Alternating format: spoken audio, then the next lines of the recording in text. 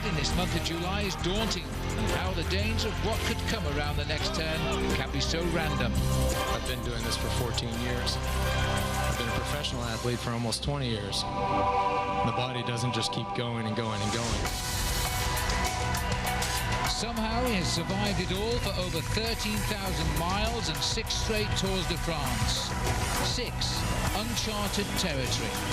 For reasons that go down to his soul, Lance Armstrong says this is the last time. The one that ties together all the drama of his life. A final statement where he reconfirms his superhuman abilities or simply proves he is human on wheels after all. Can I win again this year? I'm not sure, but I'm going to try and do my best. The questions are many.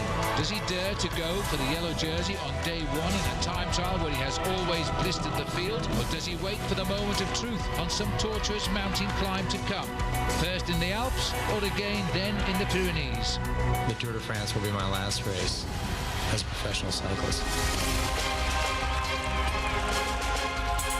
Lance Armstrong is one of the greatest athletes the world has known, and these days ahead are a final glimpse.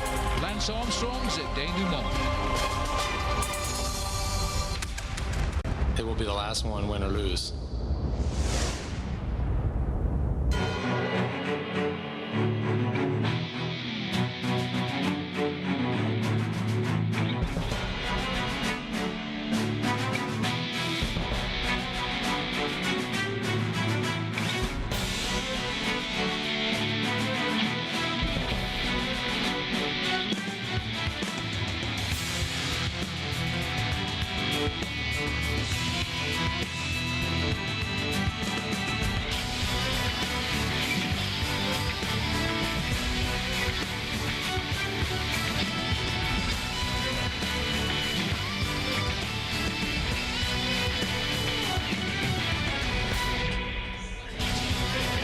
So the shadow boxing is over. Everybody is in good mood. The Tour de France is on the island of Noirmoutier.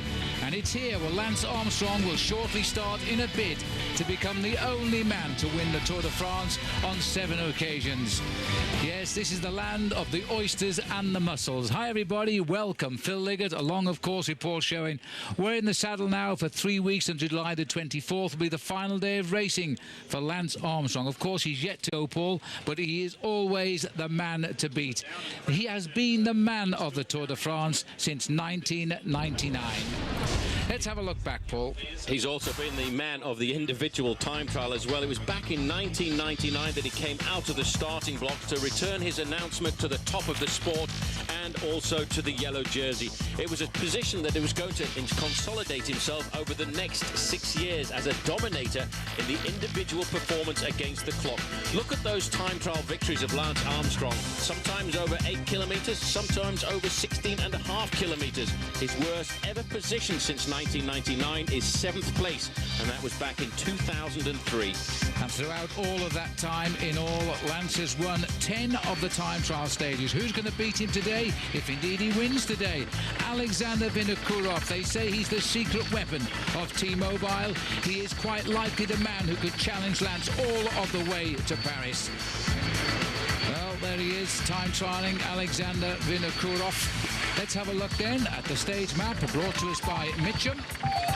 Most interesting route as always, but then the Tour is out onto the highway. This is a great course. We go across northern France. We make our way down through the Alps. We go in a clockwise direction. Up to the Pyrenees. We come home to Paris, July 24. But today, of course, we are here on the island of Noirmoutier. From Fromentine to Noirmoutier itself, a long way, 19 kilometers. But I think Lance Armstrong summed it up, Phil, when he said there's nothing much about this time trial. It's a bridge and it's 5 traffic circles. Brought to you by AMD, the facts of today's stage, 19 kilometers, just inside of 12 miles. That's around about the same length of the island of Manhattan. Last time it was an individual time trial as opposed to a prologue. The winner was David Miller of Scotland, ahead of a certain man by the name of Lance Armstrong. 3,600 kilometers to go. Well, who is leading at the moment? I hate to tell Alan Bob this, but it was my choice. Dave Zabriskie has had a tremendous opening round. He is 59 seconds ahead at the finishing line in the time trial. Yes, the big names, of course, are still to go, but there's Zabriskie setting the target as we go out now to the start house and begin to pick up live pictures. There now is Joshua Bolocki about to make his start, and I don't think he's quite the man he was. He's certainly not the man he was. I was talking to the coach just a couple of days ago of this team, Liberty Seguros. He said he didn't really feel that Joshua Bolocki should start. He's 5 kilos overweight. He thought maybe a diet for the next month or so and preparing for the Tour of Spain would have been a better choice. But every bike rider in the world wants to take part in this race. The Tour de France is the ultimate. That's why Joshua Bolocki wants to be here. So there's Bolocki now out on course. Let's remind ourselves as to the top 5 riders in the finish. Remember, this has been an incredible start by the American Dave Zabriskie. 20 minutes 51 seconds against Bedrogi's 21 minutes 50, and Bedrogi, a time trial champion of his country. Vladimir Karpic, who won the white jersey best rookie last year, 21.56. These are huge time gaps. These are massive time gaps, and look at that, almost a minute to the second place rider. But we do not really surprised about that performance of Dave Zabriskie. What we're more interested in, though, is the performances of riders like Alexander Vinokourov, who at the start of the Tour de France here, Phil, is billing himself as a serious challenger to Lance Armstrong. Coming up here, this looks like Sanchez coming into the finishing line. Well, here he comes, all of the Streamline helmets out today to try and get the last ounce out of the weather. The weather is very good, it's humid, but the wind is basically very helpful. The times, you know, we are looking possibly to run very close, the fastest time trial ever seen in world cycling, and not just in the Tour de France at the moment. And of course, as I say, we've still got Lance Armstrong. He will start the last man today, and he'll be chasing his arch rival Jan Ullrich. We are a little bit surprised that the big riders at the finish are also only separated by a minute on the road, and as you can see, time gaps already. There's the bridge that brings them on to the island of Noirmoutier, and if you come the other way, like the riders did in 1999, you cross the Passage du Bois, and that, of course, which caused the crash that took out Alex Zula's hopes of winning the Tour in 1999. We're underway. We'll take a break. Vinokourov will be underway soon.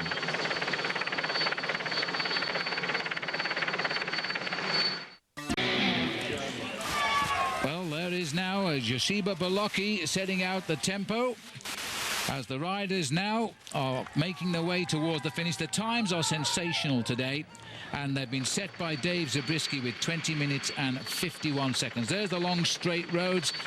Not too many cars on the course, but that is because they can't actually get onto the island because there's only one road here. If you didn't come before the race started by something like 6 hours, then the police were turning you away from entry onto the island of Noirmoutier, and you had to go and watch it down at the start. Well, this is now Joshua Bolocki ploughing a lonely furrow here, straight up towards the finishing line. He's picking up a largely helpful win, slightly cross at times.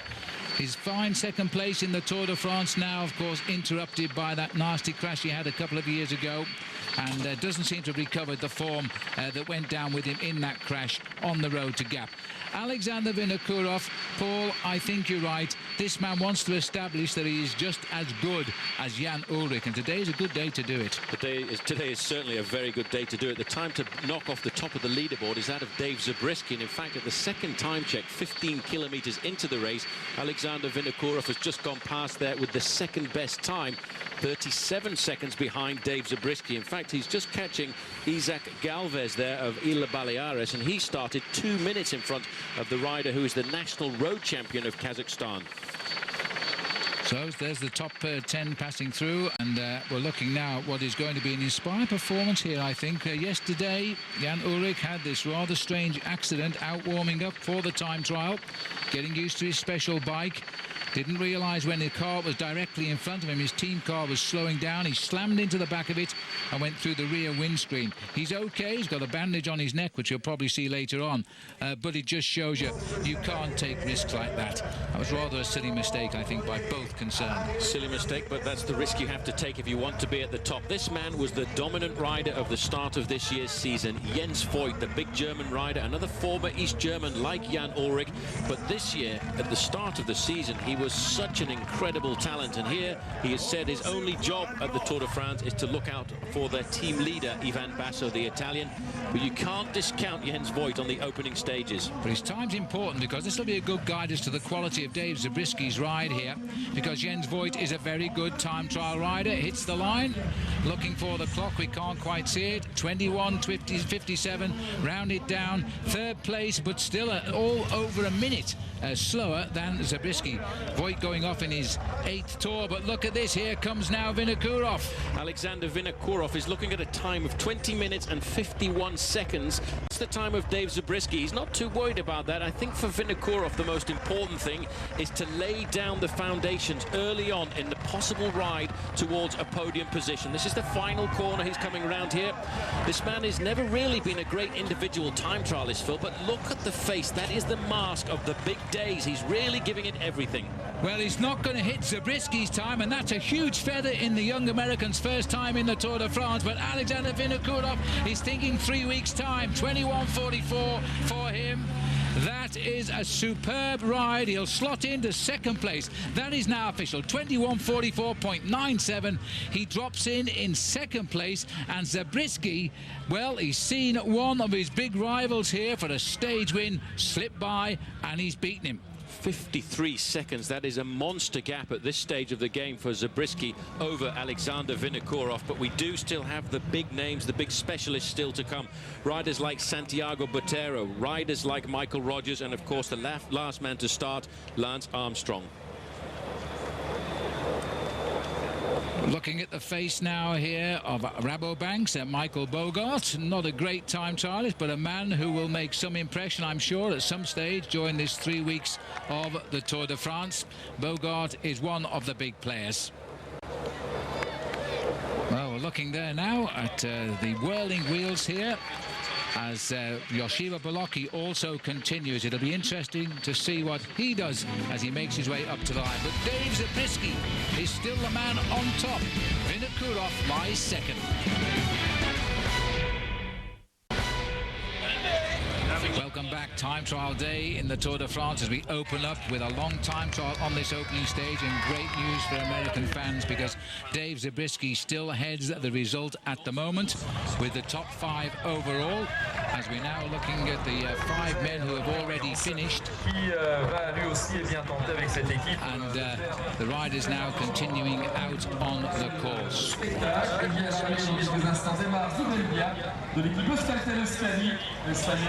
So the field here, Zubeldia hitting the line again. Nowhere near Zabriskie's time there. 42nd place for Aimar Zubeldia. Meanwhile, still out on course, we have got the rider Michael Rabobank's Michael Bogart out there in front. Well, as I said, we're on an island here, and this is just off the mainland. We're deep in the Atlantic Ocean.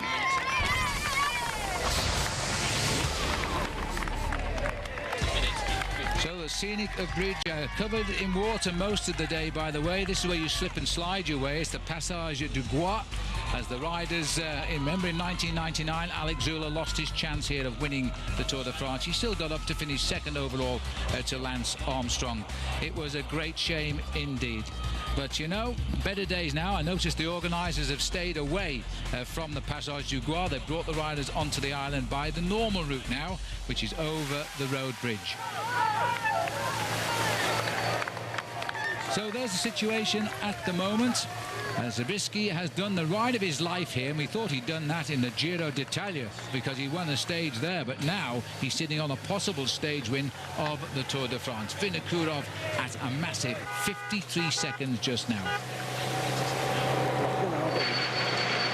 Well, there's a view of the start house. This rather cute little building that they put in the middle of the main street here at the start. This, of course, is at Fromentine.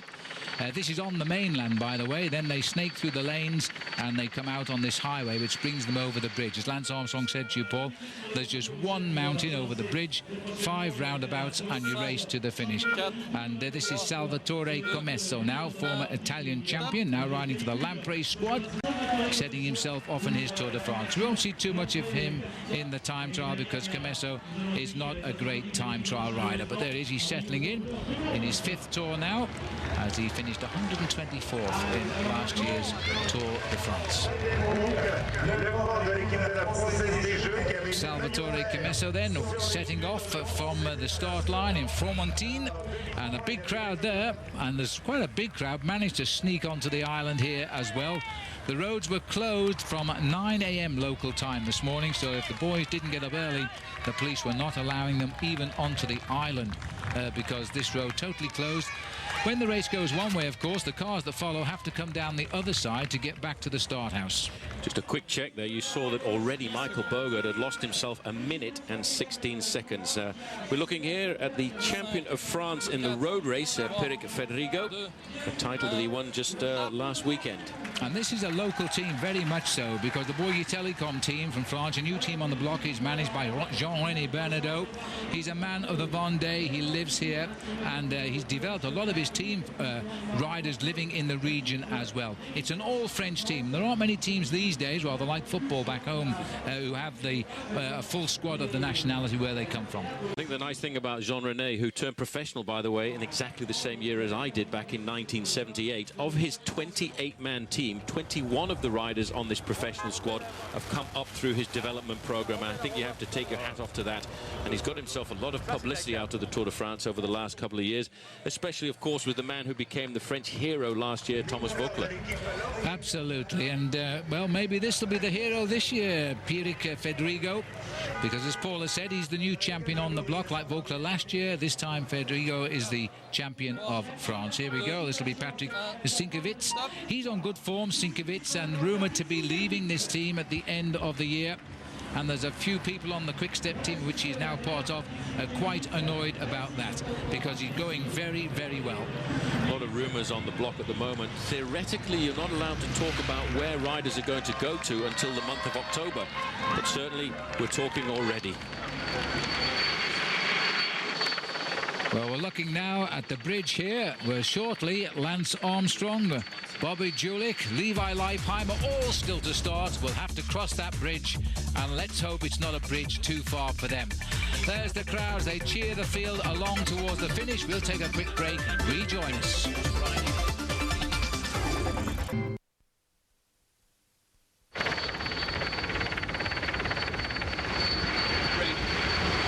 There he is, just warming up. There is George Hincapie, and there is Lance Armstrong having his last-minute snack before the start. He's a little while to go yet. I wonder if George will rival Lance as he did in the Dauphiné Libia race a couple of weeks ago. So we're now back on course here. A lovely crowd as they watch here. The riders continue to course through the field. And still, it is David Zabriskie. What a superb ride by this man. He started so early on today. He's going to have a long wait, as he did when he won a stage in the Giro d'Italia.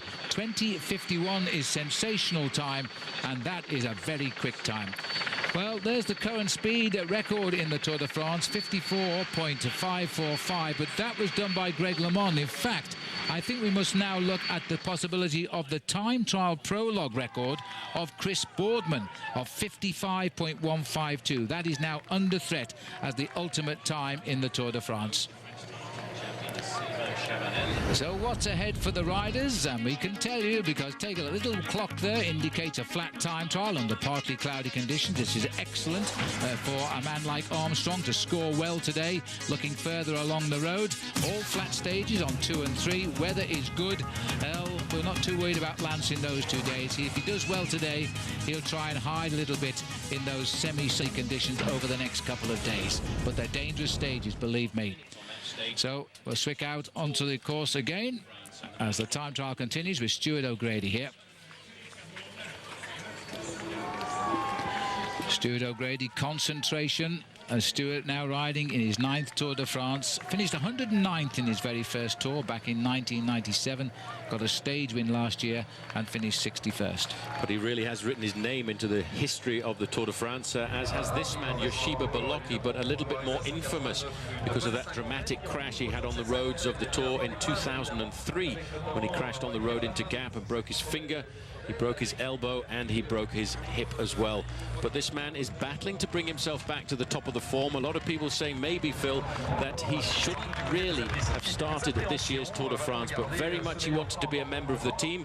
The clock is ticking by quite dramatically. He's been out there for 22 minutes and 49 seconds. He's already lost himself well over 2 minutes. So Baloki hits the line, waiting for the time now. It looks about 22.56. That's confirmed. 22.56.26. So 33rd. Not a great time, I'm afraid, because there's so many good riders still to come along here. There's Lance warming up, and he's got music in his ears there. Doesn't want to know who is standing around him. Doesn't care. He's only thinking of one thing. That's a great time today, and he's got to be impressed by the ride of the American, the 26-year-old from Utah, Dave Zabriskie. Well, let's not forget what team Dave Zabriskie rode for last year. He was a member of the US Postal Service and switched across during the winter months to come alongside Bobby Julich on Team CSC. Look at that for a little bit of concentration there. Armstrong down in the aerodynamic position. I don't think that crash he had about 10 days ago is going to bear any sequels. I think he's recovered from that quite nicely. Spent a lot of time. Says he feels exceptionally comfortable on his time trial machine. The man just ahead of him there, or above him I should say, Georgie Hincapie. Hincapie's had a great season so far this year. He's won himself an early season classic. Well, there he is, Lance Armstrong and George Hincapie. Now, let me introduce you to our Subway trivia question of the day. This is one that'll set the own brain cells thinking, I think, because I didn't quite get this one right. Let's have a look at it. So our Subway trivia question is, for the 5-time Tour winners, won the opening stage and the overall title in at least one Tour de France. Who is the odd man out? Miguel Indurain? Wait for it, Bernard Hinault. I bet the next is Eddie Merckx. No, Lance Armstrong and Jacques Anquetil. Which one was it? Eddie Merckx completes the big names here. You might have a surprise. When we come back, we'll reveal the answer. Welcome back. Well, just before we went to break, we asked you for the 5-time Tour winners, won the opening stage and the overall in at least one Tour de France. Who is the odd one out? Miguel Indurain, Bernard Hinault, Jacques Anquetil. He was the man on D, can you believe? And yet I would have said he was the finest time trial rider of them all. But that's right, he didn't win Stage 1 ever and the overall title. So those were great days. Jacques Anquetil, of course, a 5-time winner of the Tour de France. We're now looking at the face of Bobby Julich. He has had a magical start to the season. Previously, he's finished 3rd in the Tour de France. He's already told us he's come here now as a super domestique to help his man Ivan Basso. But he loves time trialing, and I think today he is going to give it one of his top shots here. And I've got a feeling that Bobby Julich might deliver some good times today. Dave Zabriskie, remember, is in at the moment with a great time. So Julich is underway. And now let's take a look at some of the US riders presented to us by Bank of America. This is a great tour for Americans. Apart from Armstrong and George Hincapie, a first-time ride for Chris Horner. Zabriskie's already showed us what he's worth. Former American champion Freddie Rodriguez. Floyd Landis, of course. Levi Leipheimer, a top 8 finisher. And Bobby Julich we've just seen. We will update you daily on their progress. Now there is Ivan Basso. He will go 3 from the finish. He'll be chased by Ulrich and Armstrong. Ouch. Well, he looks happy enough. He's relaxed. Not a good sign when you smile at the crowd, Paul. You've got to concentrate at this stage. Slightly different concentration we saw a little earlier on the face of Lance Armstrong, but this man over the last couple of months has turned himself into a pretty good individual time trialist. After all, Phil, he was 2nd in the time trial at the Giro d'Italia behind his teammate Dave Zabriskie, and I think we were both very shocked at the time because of his change of position, which has become so much more aerodynamic. Well, that is true, and Lance Armstrong has said he's a much improved rider this year, and he'll do well to respect him, I think, because he's gone out of the Tour of Italy having an up and a down tour, and he'll do well here. Well, at the moment, it's looking to me as though Stuart O'Grady might have gone through the check in the best time. 41st best time. Oh, I beg your pardon, Paul. Sorry. No, the old eyes are going. 41st best time. Sorry to Australian viewers, but Stuart's gone through in 41st place. The countdown here now is Paolo Savadelli, two-time winner of the Giro d'Italia. A great man in the mountains, brought onto Team Discovery to ride alongside Armstrong when the roads start going up. Two-time winner of the Giro in 2002 and 2005, but I think he really enjoyed his victory this year. And I have to say that the penultimate stage in the mountains was probably one of the most exciting days of cycling I've seen this year. The time to beat is still Dave Zabriskie, 20 minutes 51 seconds. And I suppose we have to tip our hats a little bit to the team manager in the Giro d'Italia, because that was Sean Yates of Great Britain. Yes, indeed. Sean Yates, the man who also won from an early start in a time trial back in 1988. And I can tell you the wind has dropped quite amazingly, and it's probably due to the change of direction of the tide. Back with the Adelaide, the South Australian rider here, Stuart O'Grady. He's been a great rider on the track. He is a good time trialist, and he's going to try and deliver a good time. But at 41st at the check at 9.6, he's not going to beat the time of Zabriskie now. He'd already lost himself 55 seconds at that point. But, you know, Stuart O'Grady back in 2003 was the Australian national champion. He's had almost every title that there is to offer. But I do believe last year in Athens, he was pretty excited about his gold medal in the Madison. Indeed, and well, he might be too, picking up a couple of gold medals at the end. He's had a great career, and it's not over yet, of course. Rejoining now, the image here, all streamlined, of Bobby Julich. There's the split highway, because the car's going the other way. Return here as they go back to pick up their next riders. Bobby Julich, a third in 1998.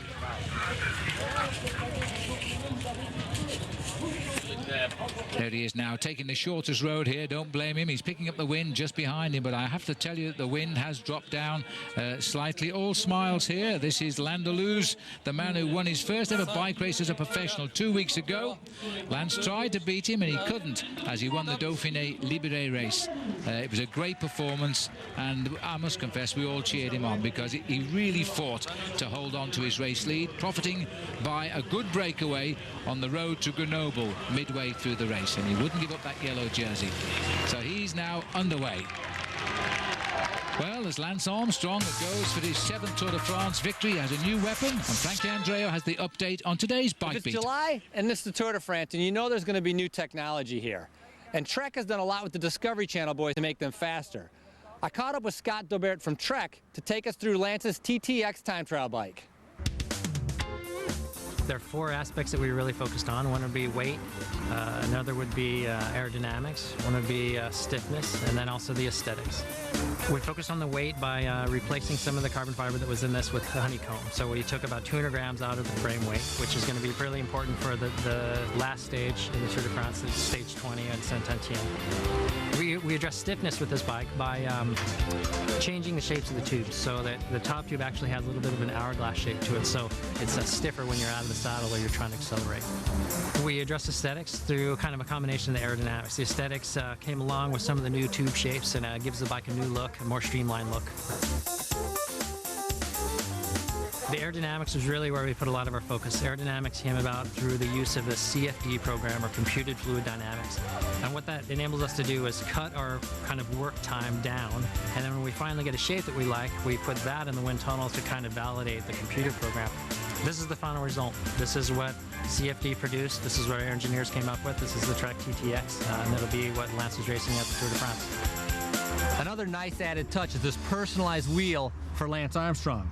For example, his kid's labeled here, beating cancer, the significance of Paris, and a very optimistic number 7. Well, I wish I had had a bike like that. That was Bike Beat. Well, this is now Sandy Cassar here, and looking for a good time to start his 3 weeks in the saddle, and it might be okay, but it won't tickle Dave Zabriskie's time, I can tell you, because Dave has done a great ride today.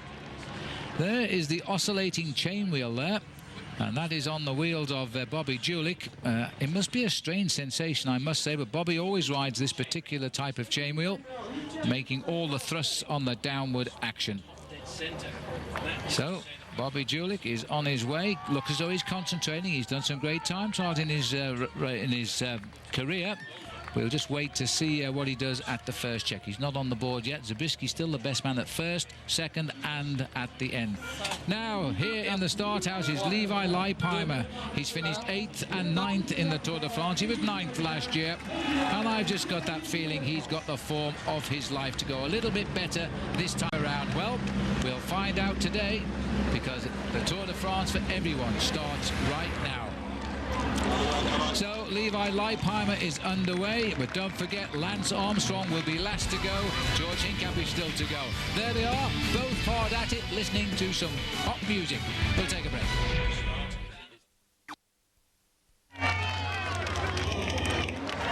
Is Michael Rogers, having made his move. He's the world champion. He's just gone out of the start house.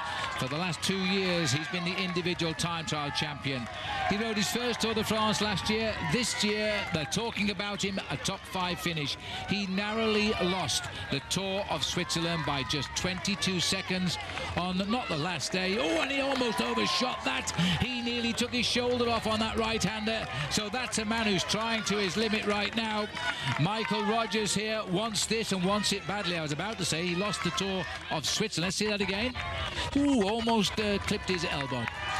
In the Tour of Switzerland, he was beaten by Aitor Gonzalez, all happening in the last 10 or so kilometres of the race. Yes, so let's remind ourselves too, this is a man who did crash in the prologue time trial last time out. He's prone to drop it down. Let's hope he doesn't today. There's Jose Gutierrez coming in now towards the finish. This is Thomas Voeckler we are looking at the moment. And Voeckler, I think, will give his best, whatever the occasion now, because the crowd are going to cheer him every inch of the way. They will cheer him all the way around Vendée. That is absolutely certain. They're getting out into the road to give him that little bit of an extra push. I don't think he'll be a major challenger in the Tour de France this year, but he will certainly be a changed man, because wearing the yellow jersey last year for 10 days made him a star. Well, there's the crowd, and now we're about to climb the bridge here, and this is an awful long climb. Bridges you don't think about as being mountains, but when you're giving 100% of effort, then the legs do ache. If Voeckler was to look over to his right, he would see the Passage du Gois, which of course is the main passageway here, but it's a causeway, of course, and most of the day it's covered in water. Well, we're looking here at Stuart O'Grady coming into the finish. Bobby Julich has just gone through the first time check in the 10th time, just 33 seconds down. You can see here Stuart O'Grady will put in a fairly fine performance, but what is astounding me, Phil, is the time gaps we're seeing in just 12 miles of racing. It's saying an awful lot for Zabriskie, and the wind is drifting, but it was blowing quite strongly earlier on today when Dave Zabriskie made his run. Could have been a wise decision by the team management to put him out at one of the first riders on the squad today, and it might be a big result. The situation at the moment, Zabriskie leads. As we move now back to the start house, as we watch here Thor Hushovd, who is the champion of Norway, and is now looking for, he could be a man who would challenge people like Stuart O'Grady, Robin McEwen, Baden Cook, the riders, Tom Bonen, who are going for that green jersey competition, which is for the most consistent daily finisher. And that's for the sprinters rather than the yellow, which of course is for the race on time. So, as we watch the world champion here, Michael Rogers, make his way over the bridge in the far distance is where we are headed. There are still some great American riders still to start, and those Americans could still upset the time done by Zabriskie. Floyd Landers, for example, he is still to go, and he used to be a teammate of one Lance Armstrong. They are all still to go. We'll take another break, come back.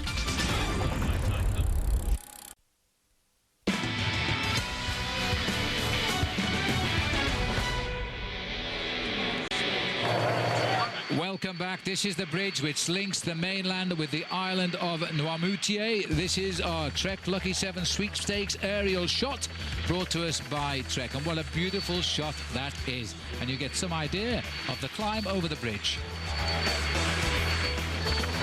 this man's just about in the region of the bridge now. He may have just gone over the other side. He's on the island. Tor Hushovd, just a week ago or so, he won the time trial title. As we now move back to the start house. Here he is, Floyd Landis on the departure for Phonak, a new team for him. He's now an arch rival of Lance Armstrong. He's left his side to see if he can do it for himself. The pressure is completely different when you're trying to ride as an overall leader. He finished third this year in the Tour of Georgia, and I tell you one thing, I think he will feel the pressure over the next couple of weeks. Now, this is a nice, interesting move. Coming in here, we can see this is Juan Antonio Fletcher coming up to the line. Around about a top 40 position for him, but this guy is an aggressive bike rider. Won a stage in the Tour de France a couple of years ago and showed us a rather interesting victory salute.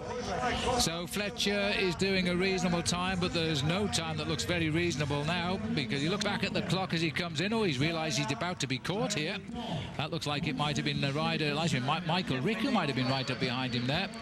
And Fletcher is in, so he won't rock any ships. Back out to the world champion. Sorry about the picture breakup. Occasionally our satellite, which is coming from the world feed, shuts down on us, but it's fine again now. Michael Rogers out there, very exposed today. They're very lucky, in fact, Paul, the wind isn't blowing strong and across, because that would hurt them. Well, it is starting to pick up again as we look here at Tor Hushovd, the Norwegian time trial champion. And just looking back at the record book, Phil, the fastest ever first day time trial in any professional time trial was done by Rick Verbrugge at 58.874 kilometers an hour. Chris Boardman holds the fastest ever prologue at 55 kilometers an hour, but Dave Zabriskie's time at the moment is looking at 54.6 kilometers an hour. Now that is very fast indeed. Well, this is a great piece of riding by some riders, but Zabriskie's still making himself the rider to beat. That is for Hushovd. Well, we're waiting for to get a first time check on him. Levi Leipheimer's gone through there in 29th place at the moment. That's interesting. So Levi Leipheimer only 29th at the first check, and we've seen the start there of Mark Wouters. He's gone off on his way. Axel Merckx and De Vitaman Lotto. His dad Eddie, there's the famous Eddie, was 60 just over a week ago. I'm not sure he's sober yet, because everybody seemed to choose to give him vintage bottles of red wine. But what a great character.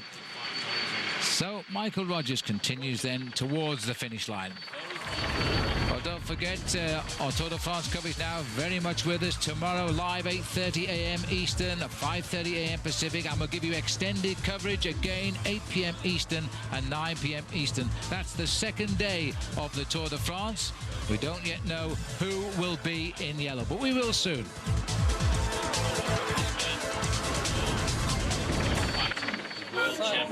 So back to the start house now as we move along towards Landis. Remember, has gone now as we watch here the start of Alejandro Valverde.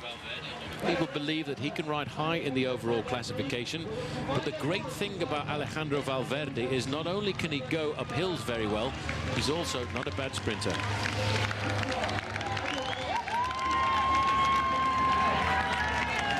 So as we look now at Tor Hushovd, they're doing nothing to upset the leaderboards. Zabriskie still steering the ship all the way to the end of the island right now. Vinokurov second, Bedrogi, no mean time trialist, in third, and Vojten Karpitz completing the top 5.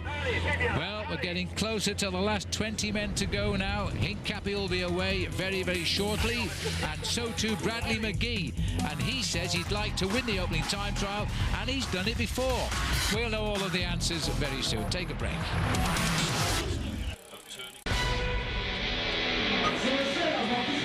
Welcome back just in time, because here is Big George Hincapie in the start house. Now, the last time this man rode a time trial, it was in the Dauphiné Libre race, the prologue. He won it, and amongst the scalps was his team captain, Lance Armstrong. George said he'd never beaten Lance before. Lance reminded him he had on one previous occasion. But it doesn't matter. George is riding for himself like everybody in the individual time trial. He will look for a very fast time. Now, as we're watching George go, Bobby Julich is up in the home straight, so we'll catch up with him very, very shortly, because it could be a good time of Bobby. So we'll say goodbye to George for the moment, switch quickly to the finish on the other end of the island. Here he is. Now, Julich has actually beaten Jose Luis Arrieta. He's caught him for a minute there as he comes up to the finishing line, so he's done a good ride. Let's have another look at that. The time coming up, 7th best, 21.58 for Bobby Julich. That's good, good enough, because CSC at the moment are thinking of winning the day's team prize, and he's slotted there in 7th place. This is the arrival of Sabadell. This was a look back a moments ago. He's already finished before Julich came in, and his time for 22nd place, 22.26. Not a bad ride for Paolo Sabadell, because he's the support man in the mountains for Lance Armstrong on Team Discovery. All right, Paul, let's go back down to the start house now, as we see there Iban Mayo make his move. Now, he was a big favourite to do well in the Tour last year, so Lance Armstrong's team made sure he had a very rough ride over the top of northern France, and he was half an hour down before he got to the mountains. He'll remember that. Completely blew his morale on the stage over the cobbles, where he had a crash and ended up losing all hope of winning the Tour de France. He's had a very quiet season so far this year, but the team, Phil, have got a lot of confidence in this man, and they believe that he has the same form that he had last year.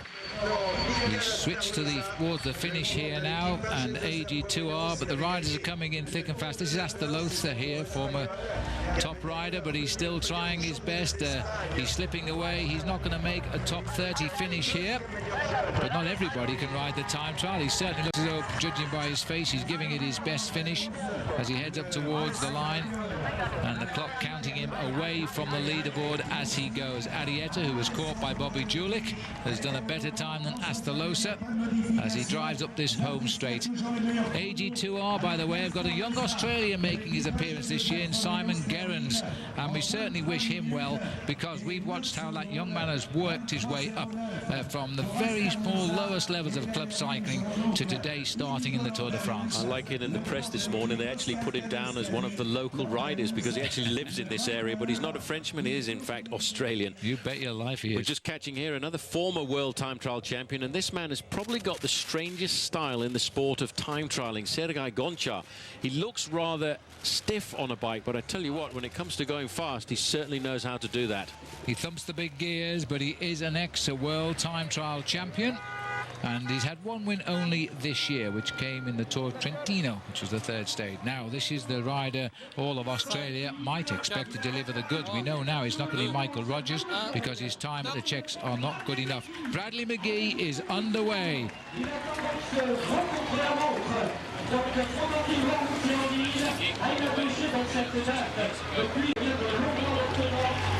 So Bradley McGee here, I must say, settling in very nicely into his time trial position, and as he moves away into the distance, Paul Sherwin can give us now a much closer look at the sprinter Brad McGee. This is In Australia, track cycling is very popular, and as a result, many of the Aussies develop speed. A name which stands out amongst them is 29-year-old Brad McGee. The 1993 Junior World Champion landed a pro contract in '98, but it wasn't until July 2002 that he officially arrived in the European peloton. On stage 7 of the Tour de France, he sprinted to the win to take his first big road victory in his career.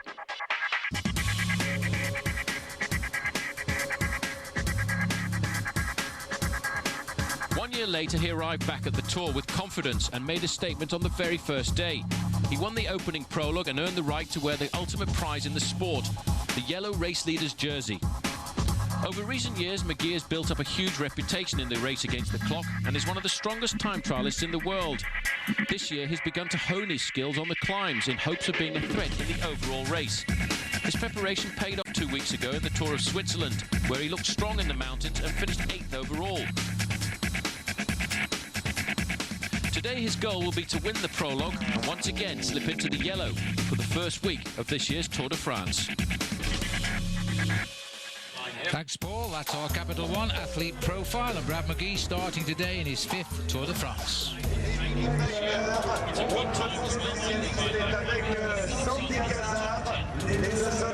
Well, there we are. Well, Levi Leipheimer now, it looks as though he's really put the pressure on, but again, he's conceding a lot of time to Zabriskie, in itself not so important, but the best time, 20:51, 22:04 for Leipheimer, 9th place. The big boys are finishing close, but there's nobody getting remotely close to Dave Zabriskie. We're looking at Sergei Gonchar here now as he makes his way over the bridge and far away as he races. But remember, the big boys who have dominated the Tour de France in recent years are still to go. The likes of Ivan Basso, Jan Ullrich, there's Ivan, and of course Lance Armstrong. Jan Ullrich, can he do it? He knows now he's going to have to do a very special time trial to win the stage today. We'll take another break.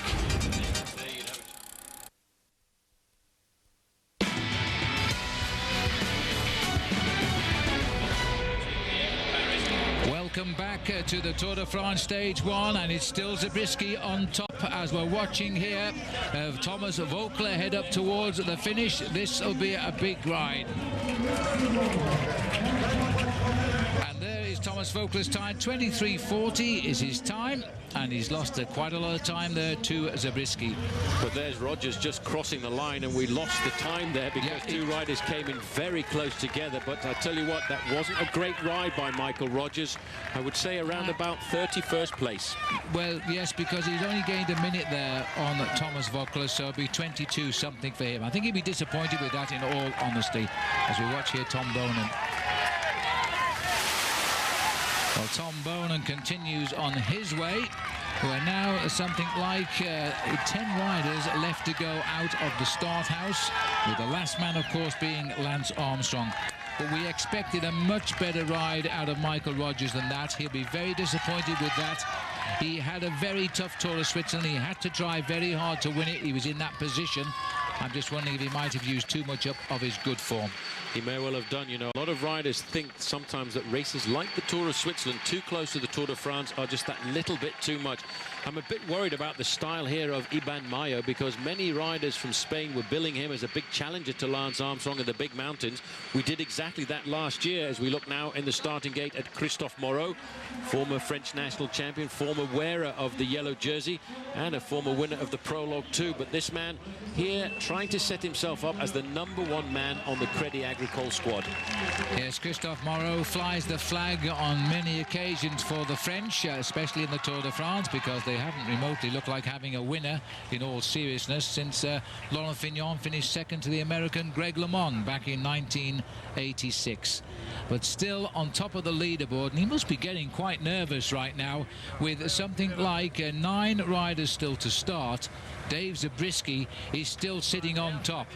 The worst he can finish now is 10th. The worst he can finish is 10th. Quite, but I think he's going to be well inside of the top 5, because it's going to be very difficult to knock him off the spot. In around about 10 minutes time, Phil, we will see the start of Lance Armstrong, who is making the final few moments of preparation for what for him is going to be his last Tour de France. And his former teammate here, Roberto Heras, not shown great form so far this season, but the team believe he can do the job. Well, Heras has never been a great time trial rider. He really has not over the years. He's done great rides, of course, winning the Tour of Spain for Team Discovery as well. But he's not a rider, I don't think. He's 31 years of age now. He's perfect for climbing. He only weighs 130 pounds, pro since 97. And if you think of some of his great rides, twice a winner of the Tour of Spain, I think it was 2000, 2003. But somehow he disappoints in the time trials of the Tour de France. We know he can climb, but he's got to do well in these time trials. That's the 15-kilometre point for Tom Bonan here of the Quick-Step team as he continues. Look at those big legs. They'll be sprinting well tomorrow. This man was brought onto the US Postal Service a couple of years ago. Just caught a quick glimpse there of the aerial in the back of his helmet. He'll be getting constant time checks and constant updates on where he is in the race. Further up, though, is Bradley McGee, a former wearer of the yellow jersey. And I tell you what, he'll be looking to try and win.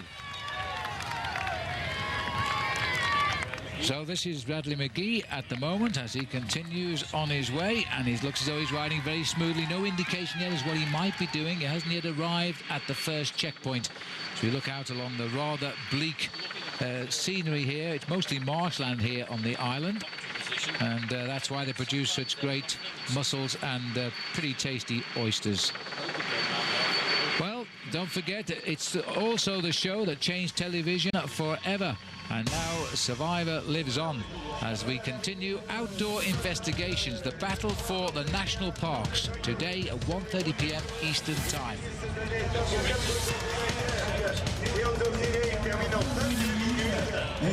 Tor Hushoft, well, best time 2051, 23:49. That's a poor time.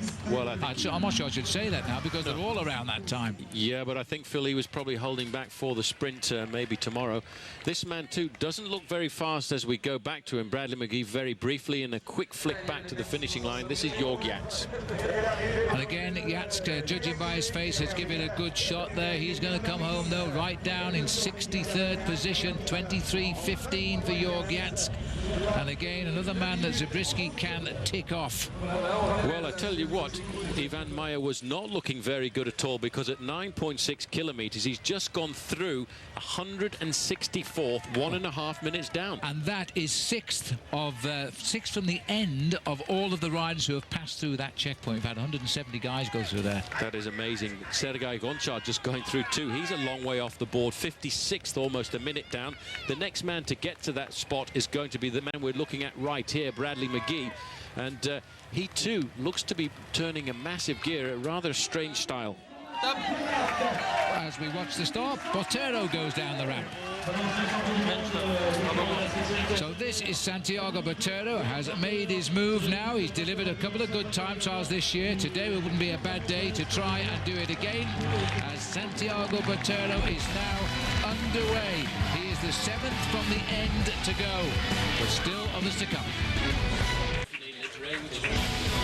Welcome back. Lance Armstrong just over 3 minutes away from his start time now. It's time to get off that bike and move across to the start house.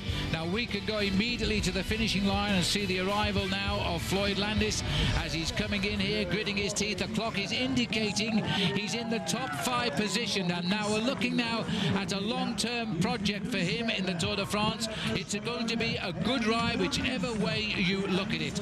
4th best time so far for Floyd Landis. Back out on the course, Bradley McGee. He's still likely to upset the results at the finishing line as we now watch the preparing of Jan Ullrich around the back of the start area. Ivan Basso gets the nod. He's on his way. He knows the times that are being recorded. The only ones he'll be interested in are still to start behind him, Ullrich and Armstrong.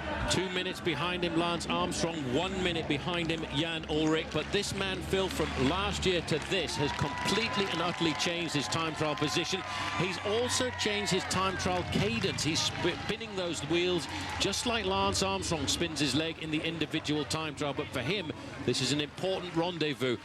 Bradley McGee, look at the shape, hunched over the handlebars, trying to get himself as aerodynamic as possible, but not riding the same form that took him to the prologue win 2 years ago.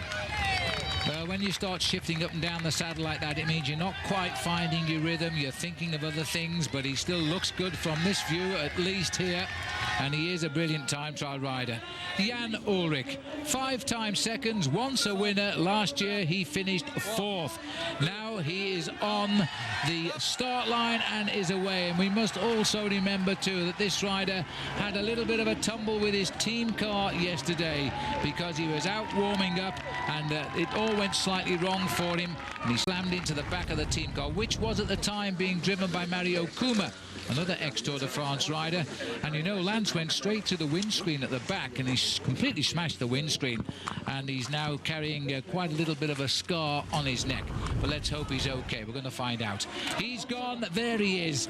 It's a familiar sight, isn't it? 6 times the winner. He has 66 yellow jerseys over those years since 1999.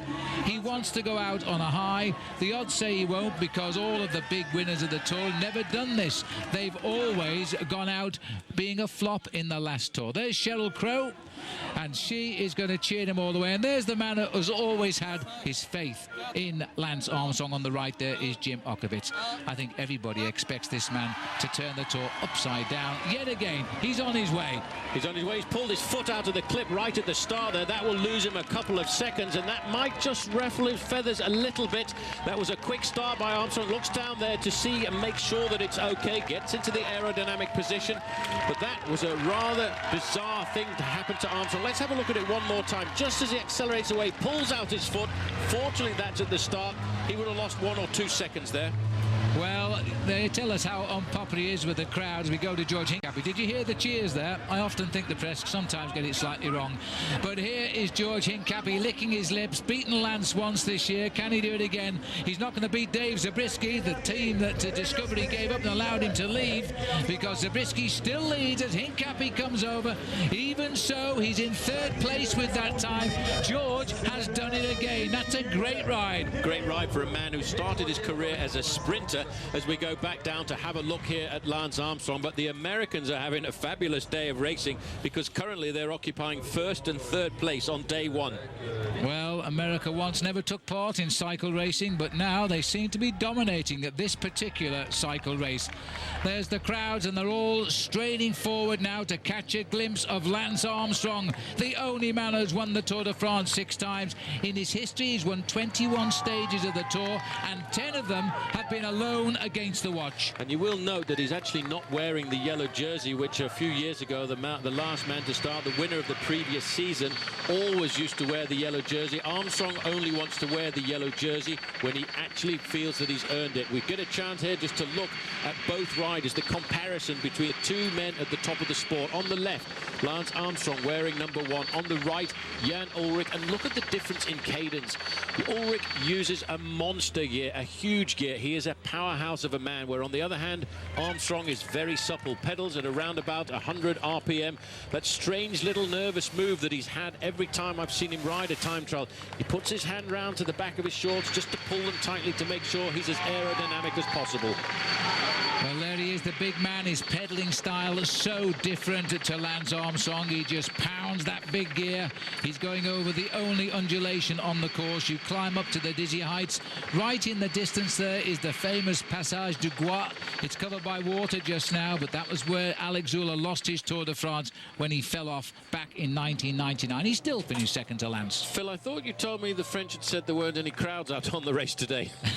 Well, they've moved around a bit, but you're quite right. They can't get over onto the island. This is the only entrance to the island, and the roads have been closed since 9 o'clock this morning.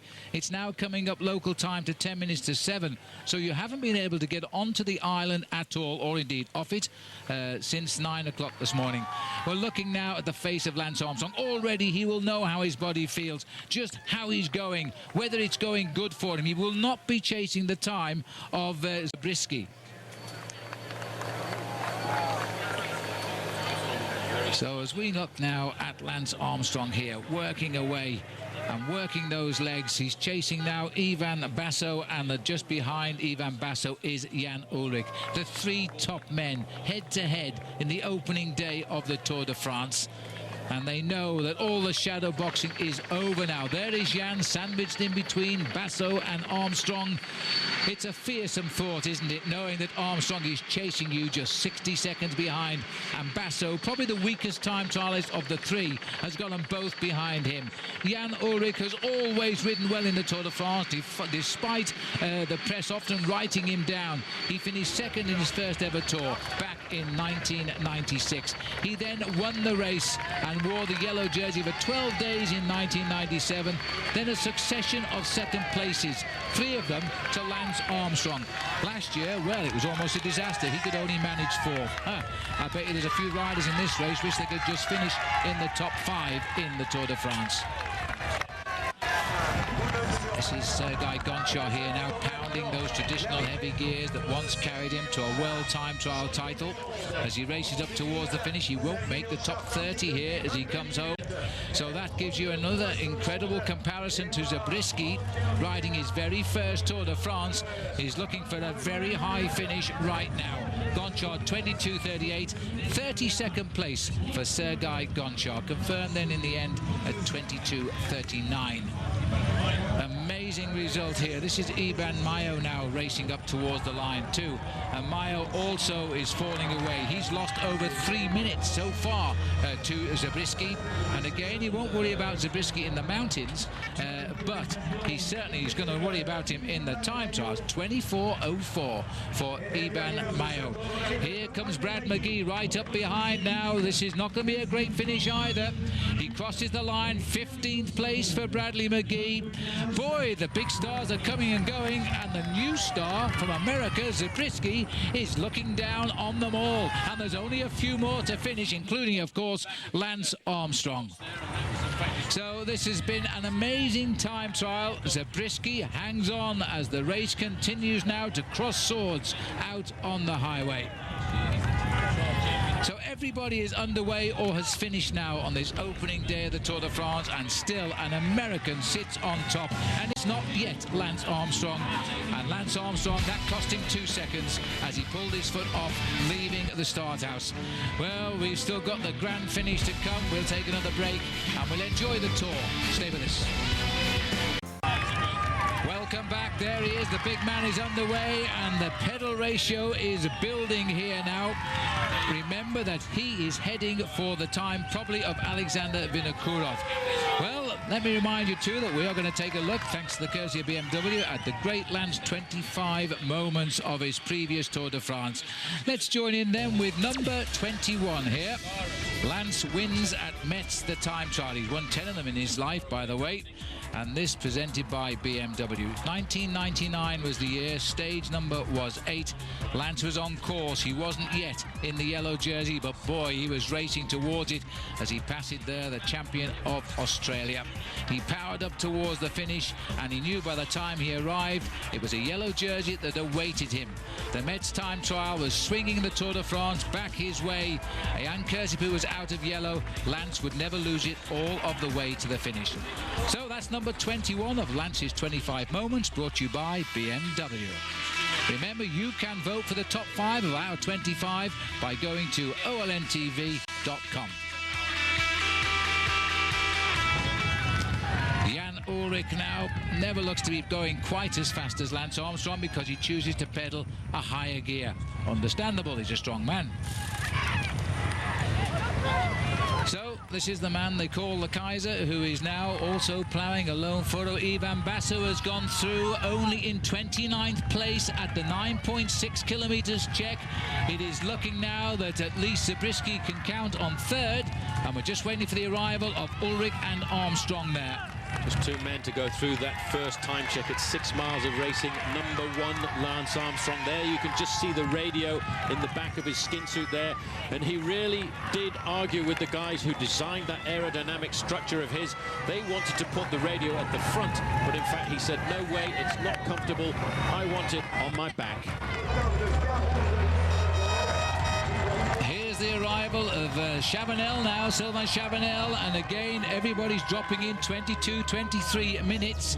As we look though at Chavanel arriving, I can tell you that Jan Ullrich has gone through the first check 42 seconds slower than Zabriskie, and down in 30th place. That's a long way down, but you can see Chavanel stopping the clock there in 23 minutes and 7 seconds. 64th place, a lowly position for the man who is the time trial champion of France. Well, it looks as though Zabriskie has made the most of the early start today. The big man Armstrong has gone through 3 seconds slower than Zabriskie in 2nd. Well, we were talking to his coach just before the start of the event, and he said, I think Armstrong is going to win the Tour de France this year by his biggest ever margin. He is almost equal the time of Dave Zabriskie at 9.6 kilometers, 6 kilometers covered, and that, you see, is an unbelievable performance, just 3 seconds off for Armstrong. He's now got himself right into the times to win this stage. Well, there's still 10 kilometers to ride, of course, but Zabriskie now will be quaking. He may see his dream beaten by the man who's broken many people's dreams over the last 7 years of the Tour de France. Lance Armstrong just 3 seconds off, and that was despite pulling his foot off the pedal, which could well have cost him that 3 seconds. It could have cost him that 1 to 3 seconds, but he didn't seem to panic at all. He got his foot back in very quickly. He looks here to be riding with absolute power, but look at that machine. He's invested invested a lot of time and money into that machine, Phil. It's probably the most aerodynamic bike you can actually buy on the open market. Well, you know, he's always delivered the goods when the chips are down. He knows the time of Zabriskie because it's been standing for so long today. Botero is continuing to carry on. Former world time trial champion, just 21st. Phil, if you look at those time gaps, Armstrong has pulled back around about 40 seconds on the man wearing the pink jersey here, Jan Ullrich. If we could pull back, I don't think we would have to look back very far to see, and that's what we're going to do just now, the position of Lance Armstrong. There's the police motorbikes clearing the way for Armstrong. There is Armstrong. That's not very much more than 10 seconds separating the two men. It's decision time already, and we've only done 10 kilometres in the Tour de France, but if they're losing this sort of time, there is Jan Ullrich right in the distance. Armstrong has galloped across a gap of almost 1 minute, and he could be putting Jan Ullrich out of the Tour on day number 1. This is unthinkable. Well, the big discussions, the banter, the exchange of remarks over the last couple of months, I want to beat him. Armstrong's very often rallied those with the sparring remarks of, I'm not too worried about Jan Ullrich, rendezvous in July. Today's the 2nd of July. Armstrong on the left-hand side. You can almost see the slowness creeping into the position of Jan Ullrich. Let's not forget, don't take away from Ullrich, Phil. He had a nasty tumble yesterday. That is absolutely true. But watching Lance Armstrong again, it makes me wonder what the Ministry of Youth and Sport think of this now. They chose to take one rider for a random drugs test yesterday, and it was Lance Armstrong. So Armstrong chose to walk them all, the inspectors, in front of a crowd of photographers and press, and make them do the test in his team bus. And he was the only random after everybody on the Tour had done the compulsory drug test the day before. Heras is in 23:09. Not going to annoy anybody today, but at the moment conceding probably 2.5 minutes if he keeps this up to Lance Armstrong. Just going back to that drugs test by Lance Armstrong yesterday, look at the armada of motorbikes behind Armstrong there. The gap between him and his arch rival Jan Ullrich, the man who he holds in the deepest respect, is not very much more than 50 meters. I wonder how easy it is to choose a random number at 1. Indeed, indeed. And the irony is that Lance Armstrong, it was revealed this week on a television program in Holland by the president of the world governing body, the Union Cycliste Internationale, that Lance himself puts up the money for the Drugs Association to actually conduct the tests, and so that doesn't sound to me like a man who doesn't want to be caught. This is incredible. When was the last time, and I'm not sure you know the answer, Paul, because I don't, was Jan Ullrich caught in a time trial? Look at this. This is unbelievable. He's all over his machine. He is riding today, I feel, with a little bit of rage in those arms of his. The top half of his body is rocking around just a fraction, because this man here is certainly trying to catch Jan Ullrich, the man who has finished 2nd to him in the Tour de France, and the man who he has always seen as his arch rival. 5 kilometers to go, 3 kilometers to the finish. We're waiting to see what the next time check of the day is going to reveal. Well, this is incredible, because Lance Armstrong is about to, and I have to say it, embarrass the German rider here by passing him. It's always tough to finally shut it down, but just look at this now. Jan Ullrich is about to be passed by the 6-time winner of the Tour de France, and over these last few years, Ullrich has finished 2nd to him on 3 occasions in Paris. But, you know, the words keep ringing in my ears. Just a couple of days ago, Lance said, I'm going to use this time trial to get big time on my rivals. Well, he's starting with the biggest rival of all. That is already pulling back 1 minute on Jan Ullrich as we go back to Santiago Botero. Botero was a long way down at the time checks. The first time check he was in 31st place, and I think there he's going to have pulled himself up to 22nd, but he still lost himself 1.5 minutes on Dave Zabriskie. Well, and he's a former King of the Mountains of the Tour de France and World Time Trial champion. Ivan Basso's got through the 2nd time check in 18th place, 1 minute and 11 seconds. But this, I think, Phil, is a picture of the Tour de France. Jan Ullrich followed here and trailed by Lance Armstrong. The gap now down to just 20 meters. Well, 20 bicycle lengths. They will not believe it. The crowd will not believe that they are looking first at Jan Ullrich before they stop cheering. There's the American flag. They're now looking at Lance Armstrong. The express train is boring down here on the German cyclist, who must know he is breathing down his neck neck now, and here he comes. This is the catch. This could be what Lance Armstrong needs to actually win the stage. He's had in front of him a carrot, like a carrot or a strawberry in front of a donkey. He's been looking to try and catch it. This, to me, is a little piece of cycling history, because Armstrong is on the wheel there of Ulrich, and he's blown by him. Oh, and he took one glance, Ulrich, and he's gone. Now, the rules are you can't follow in the slipstream. Armstrong goes through, best time at the check, 16:47, 3 seconds better than Zabriskie. At the same time, he catches Jan Ulrich. That's what he wanted. He wanted to catch Jan Ulrich. That was the little piece of a recipe that he needed. He needed to get out there and make a statement on day one, but to go through the 15-kilometer time check, the time 16 minutes and 47 seconds. He's overtaken Zabriskie. He's got around about 4 kilometers to go to the finish now, 2.5 miles. It should not take him at this speed, Phil, very much more than 4 minutes and 20 seconds. Well, what does Ulrich think right now? He can't afford to let this man ride away from him. The regulations state you must have a 25-meter gap. Well, I think we can say he's got that right now, because I think Armstrong is pulling away from him. He's pulling away, but Ulrich will dig deep, because Ulrich is a proud man. He's a former winner of the Tour de France. Let's not forget, back in 1997, he's a great bike rider. He's a powerful man. You do have to bear in the back of your mind that he had a very nasty crash yesterday, but he did get up to fight again. Armstrong, in the blue and white jersey there of Team Discovery, is now looking at the possibility of winning this opening stage. The time to beat is that of Dave Zabriskie, 20 minutes and 51 seconds. And Armstrong at the last check was 3 seconds off on Zabriskie. Well, he picked him up at just inside the 3 kilometers to go, Banner. That was 2 kilometers to go now, and Ulrich is going to have to hold him in his sight. He's going to concede at least 62 seconds before we go out onto the open roads tomorrow. Armstrong has done what he said he would do and take time on day one. Paul, we just knew when we spoke to Lance in the Dauphiné Libre, we said it to each other. He didn't say it. He's got his best form of his life. I think he has got the best form of his life. You know, he went through the 15-kilometer time check, 16:46. That was 3 seconds faster than Zabriskie, also faster than Alexander Vinokourov, and his own teammate George Hincapie at that point was in 5th place. But yes, in the Dauphiné Libre, Phil, I think he was enjoying himself. He rode as just a training ride. He was preparing himself for the Tour de France. He didn't want to affect the outcome of the event, but he was never too far away from the leaders. Well, I don't know, but I don't think that Jan Ulrich has ever been caught in a time trial before. Now he's been caught by Lance Armstrong and has passed him here. Meanwhile, we switch up towards the finishing line, and this is Ivan Basso now.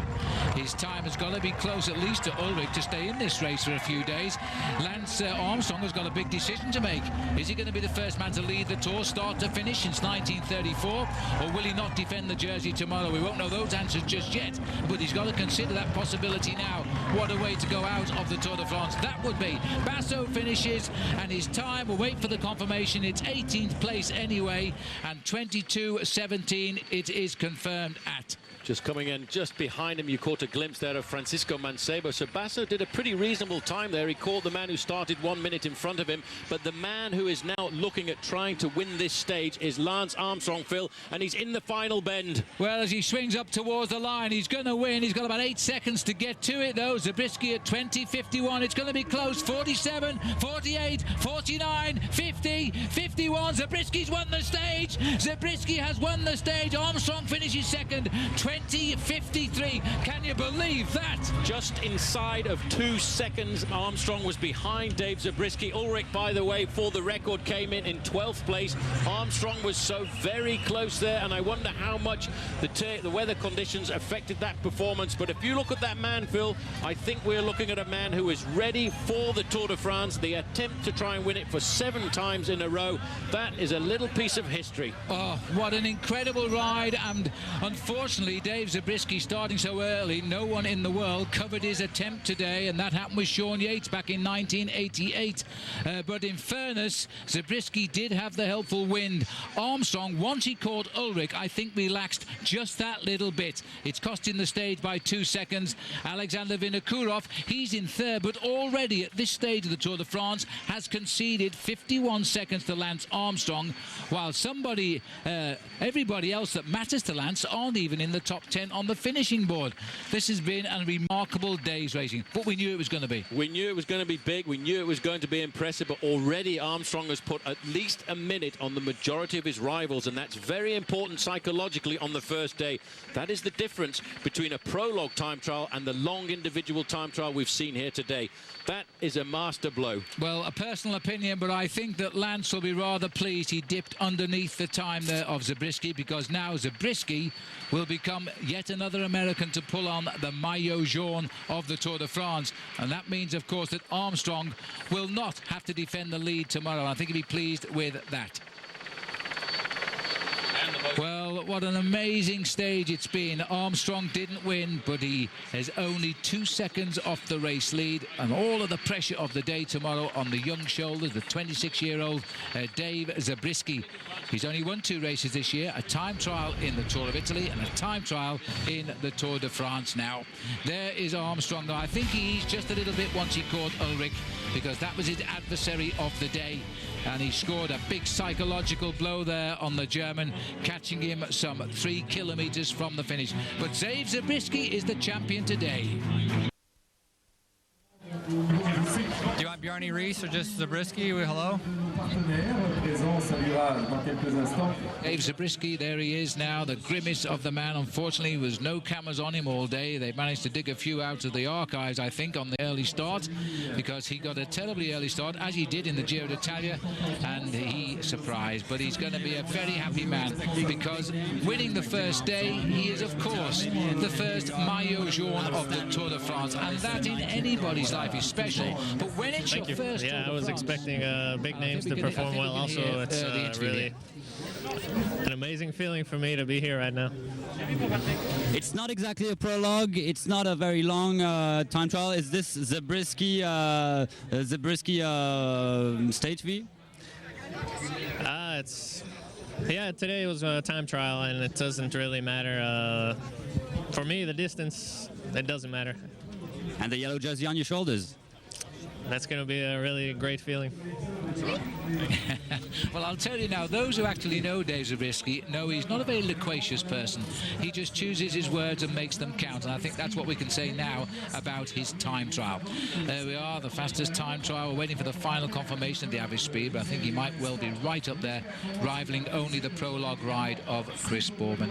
It was a great performance, and the wind, of course, helped, but you do need help, even when you're winning a stage of the Tour de France. So the Tour de France, the day one is over as we look out here across the marshlands on the coast of the Atlantic. So, well, it's been a great day for the Americans, and now it's time to take a look at the Honda highlight of the day.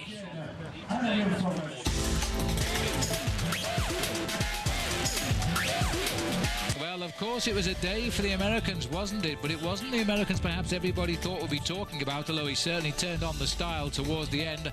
Lance Armstrong catching Jan Ullrich just over 3 kilometers. That's the 3 kilometer banner in the distance. But at the end of the day, the man we hardly saw because he started so early was Zabriskie. He steals the day. He gets the first yellow jersey. That's the Honda highlight of the day.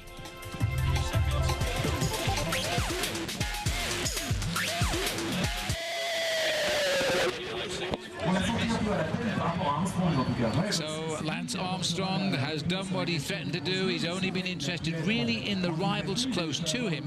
Jan Ullrich, Ivan Basso, Alexander Vinokurov, and he got the better of all those. He won't be considering Zabriskie as a man to win the Tour de France. He won't climb like the other names I've just mentioned once we get across to the other side of France and into Germany, where we start the climbs of the Alsace, the Jura Mountains.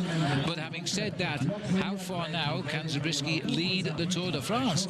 Because he's got himself set up with some big time gaps, and his team CSC are a very strong team.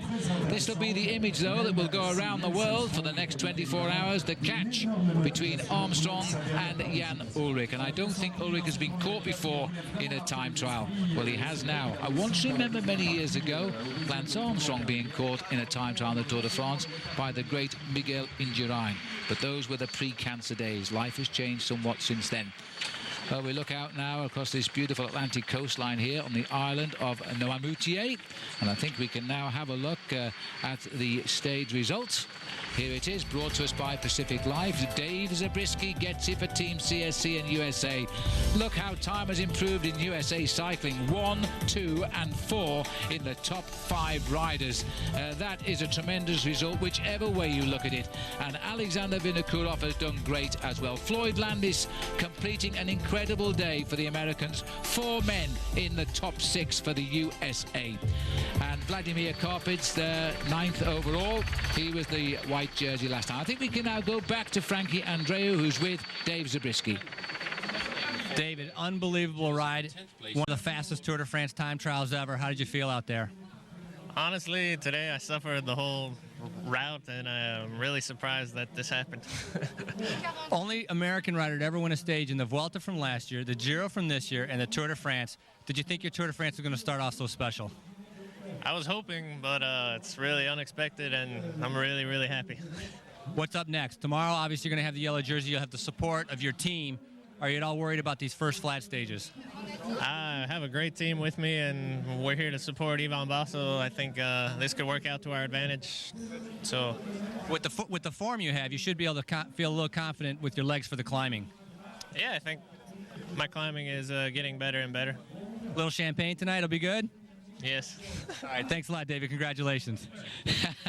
Oh, Frankie, you're going to have to work hard with Dave, who keeps that yellow jersey over the next few days because he's such a nice guy, but he wasn't expecting, although was he, to win this opening day of the Tour de France. Dave Zabriskie, the champion of the Tour, at least for tomorrow. We'll take another break. We'll be back. The majority of the races. Well, it's been a great time trial. We always said it would be, Paul.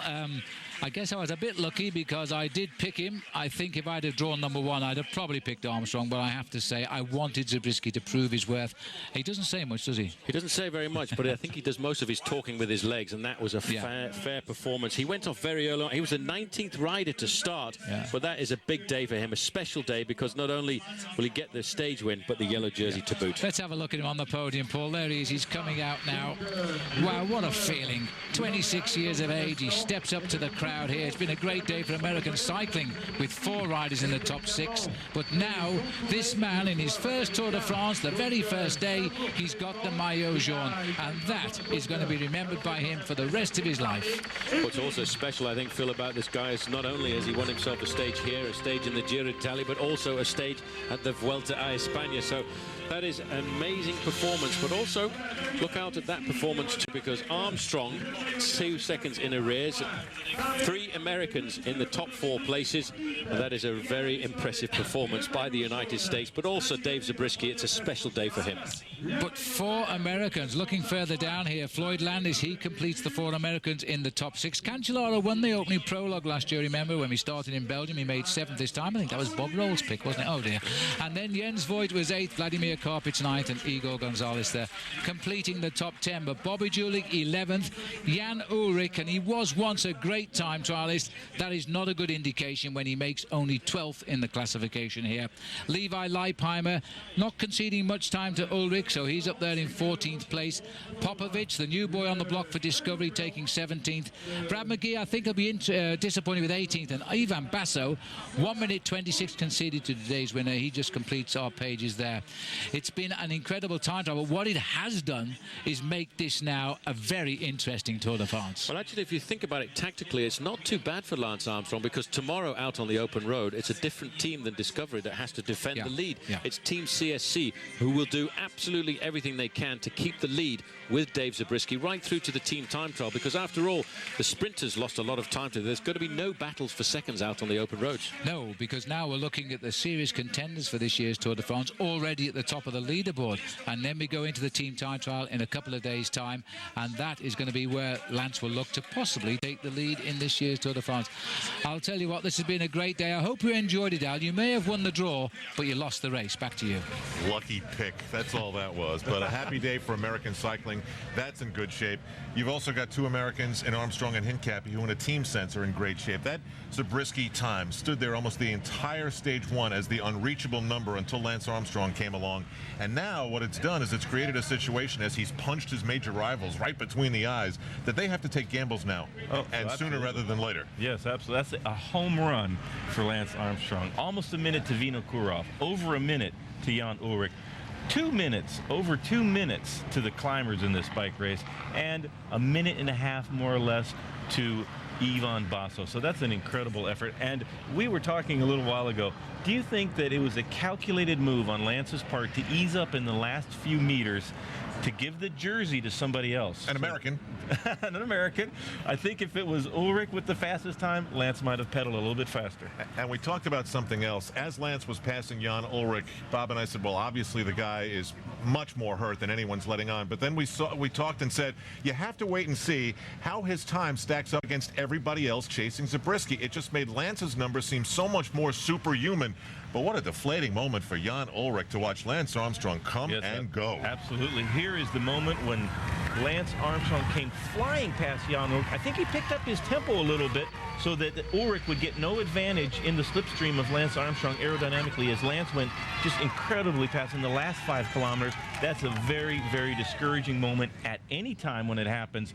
But when it happens in the first time trial of the Tour de France for Jan Ullrich, one of the best time trialists in the history of cycling, to get passed for the first time in the Tour, that is an unbelievable effort by Lance Armstrong. And the morale has got to be huge at the Discovery team for dinner tonight. How about the heart pumping in David Zabriskie? He is now in his first Tour de France, claiming the yellow jersey. Maybe he keeps it for the first 3 days until the big team time trial showdown between CSC and Discovery. But the yellow jersey for Zabriskie is a big moment as he wins today with an unbelievable time. He's also going to be the green jersey wearer. Oh, yes. He's going to have all by the way. And the white jersey. Let's not forget. Great effort by Dave Zabriskie. He's going to be able to remember this for his whole life. Beautiful moment to pull on the first yellow jersey of his first Tour de France. So that is the dramatic conclusion to Stage 1. Thanks for joining us for our coverage today on OLN. We're back with you every morning. And tomorrow's Stage 2, it gets interesting. Remember, as Lance Armstrong told us, whenever you take many, many miles along the coast of France, you've got the Atlantic, you've got the winds, you've got potential danger, and who knows what. Absolutely. Could be a very big gaps opened up. When we get to the crosswind section, when we're going along the coast for over 100 kilometers, that's going to be an incredible opportunity for Lance once again to get some time, especially on the climbers. All right, we're going to take a look at what comes ahead in Stage 2. We'll send it back to the map once again, still in the Vendée region of France on the west coast. And after only 12 miles today, we're going for over 100 tomorrow. We're going straight down the course. Before we go back inland, it's not a very long stage, but the crosswinds coming off the ocean can do a lot of damage to the peloton as they try to get to the finish line. I think that you see a team like the Discovery team that are so good at protecting Lance, that's going to be a good opportunity to get some more time.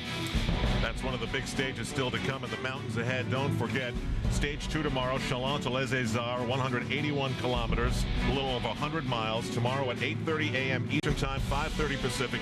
Expanded primetime coverage, 8 p.m. and 9 p.m. Pacific.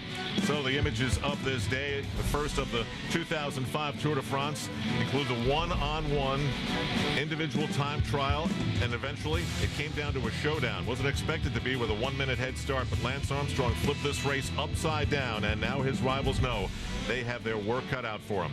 Our OLN team by LL Bean. Find them at llbean.com. And vote for Lance's top 5 moments. You can do that at olntv.com. Who knows? Maybe this time trial performance today is one of the top 5. A little slip of the pedals. He overcame that. Sheryl Crow was in the mood with a thumbs up. And Lance Armstrong sort of streaked from the start house. Up next, the battle for the national parks in Outdoor Investigations right here on OLN. Stay tuned for that. For Phil Liggett, Paul Sherwin, Bob Roll, Craig Hummer, Frankie Andreu, Kirsten Gum, and our entire crew here in France. I'm Al Trowick saying thanks for joining us. We'll see you tomorrow for Stage 2. But how can we forget the dominance and power and strength trying to make it 7 straight by Lance Armstrong? That's the early headline. Americans 4 hours.